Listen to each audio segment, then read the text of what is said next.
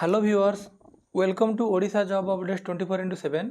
आज आम आपण गोटे वैकेंसी नहीं आसी जोटा कि आम नेशनल कंपनी लॉ ट्राइब्यूनल तरफ अच्छी जोटा आम NCLT भी आम कहती आमर जार हेड ऑफिस अच्छी न्यू दिल्ली रे नोटिस टी आसी requirement engagement of stenographer and private secretaries purely on contractual assignment in the various branches of NCLT। कौन अच्छी ना कॉन्ट्रैक्चुअल एंगेजमेंट अच्छी असाइनमेंट अच्छी की पोस्ट ना स्टेनोग्राफर अच्छी आउ प्राइवेट सेक्रेटरी अच्छी। ऑनलाइन एप्लिकेशन इनवाइट कराउची इंडियन नेशनल्स भारतीय नागरिक मानक पाखरु fulfilling the qualifications mentioned below for engagement of stenographers and private secretaries in various branches of national company law tribunal purely on contractual basis. ताहले कौन कौन दरकार क्वालिफिकेशन ना ग्रेजुएट इन एनी डिसिप्लिन आप डिप्लोमा डिग्री करूँ कि जेकोसी professional degree जो +3 करूँ कि बीटेक करूँ कि जेकोसी यूनिवर्सिटी आप एनी डिसिप्लिन ग्रेजुएट होता दरकार ग्रेजुएशन करथिबा दरकार having skills that is dictation @100 words per minute English रे आमे इंग्लिश रे स्टेनोग्राफर पोस्ट पे 100 वर्ड सी टाइप कर पारथुवा दरकार। ट्रांसक्रिप्शन ऑन कंप्यूटर जोटा होछ हमर 50 वर्ड भीतर हेतिबा दरकार पर मिनिट।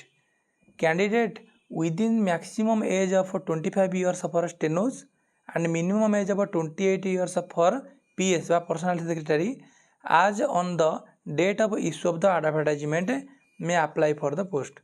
बयस केते बा दरकार स्टेनोग्राफर पाई मैक्सिमम 25 वर्ष ता माने यंग पिला दरकार आउ मिनिमम 28 वर्ष हवा दरकार पर्सनल सेक्रेटरी पाई।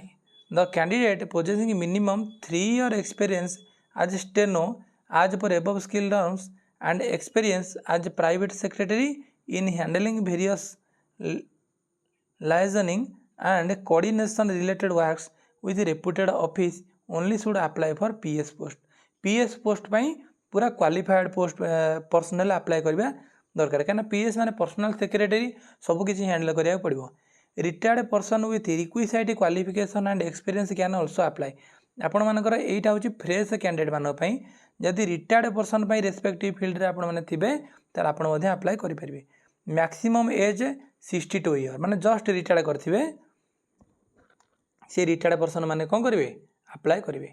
टेंटेटिव वैकेंसी कोडी केते देखिबा बेंगलुरु रे PS गोटे अच्छी स्टेनो गोटे अच्छी यहाँ ये टेंटेटिव वैकेंसी टेंटेटिव माने भविष्य में वैकेंसी बढ़ी पारे। इंडोर रे गोटे अच्छी PS दुईटा अच्छी स्टेनोग्राफर कटक रे आमर कटक रे आप जानते आम ओडिशा जॉब अपडेट्स माने ओडिशा विषय बेसी फोकस करूँ गोटे पोस्ट अच्छी पर्सनल सेक्रेटरी कटक रे आउ स्टेनो मध्य गोटे पोस्ट अच्छी आउ गुवाहाटी जमी अच्छी अन्य जगह सेमती टोटाल कौन 14टी PS पोस्ट बाहर आउ 18टी स्टेनोग्राफर पोस्ट बाहर लिखाई नोट कौन ना vacancies indicated above are tentative only the same may be liable to change मुझे कहली चेंज हम। अच्छा ये देखा दरमा केते the remuneration for the stenographer will be 45,000 per month बहुत बढ़िया सैलरी अच्छी मास को 45,000 टंका दरमा मिल क्या ना स्टेनोग्राफर पाई आउ 50,000 टंका दरमा मिल क्या प्राइवेट सेक्रेटरी पाई। तापर intimation for test and interview test all the intimations with regard to the requirement will be send through email माध्यम और मोबाइल माध्यम कौन कर कैंडिडेट मान पाखु पठे दिया फॉर दि से आडभाटाइज क्या आडभाटाइज कर कैंडिडेट मानक आडभाइज कराऊँच ईमेल आ मोबाइल नंबर को एक्टिव रखिए और बारंबार चेक करेंगे। No request for change of email ID और phone number provided will be entertain आउ चेंज करा जीवो नाही। The term and condition are contractual assignment साल भी कौन यही सब जिन अच्छी 3 वर्ष करा एक्सटेंड 3 वर्ष पर्यंत करा इनिशियली गोटे वर्ष करा एगुड़ा सब कॉन्ट्रैक्चुअल एंगेजमेंट जहाँ जहाँ आमर अच्छी रूल से सब रूल आपण मैंने प्रायतः जानी समस्त कॉन्ट्रैक्चुअल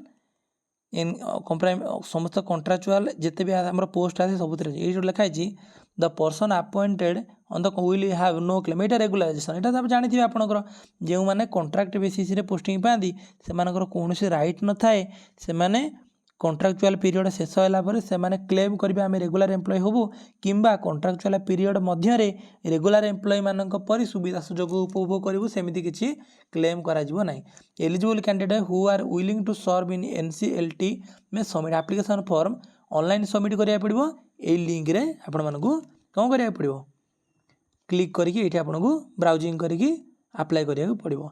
आउ जहा जेम देखिले आउ विशेष किछि नै देखों एटा प्रेम प्रकाश सेक्रेटरी एनसीएलटी तरफ अच्छी टेलीफोन नंबर आपको प्रोवाइड कर दिखाई आपण मैंने चाहिए यहाँ बुझीपारे जो आउ कि मन डाउट थाए तो आपण मैंने बुझीपारे।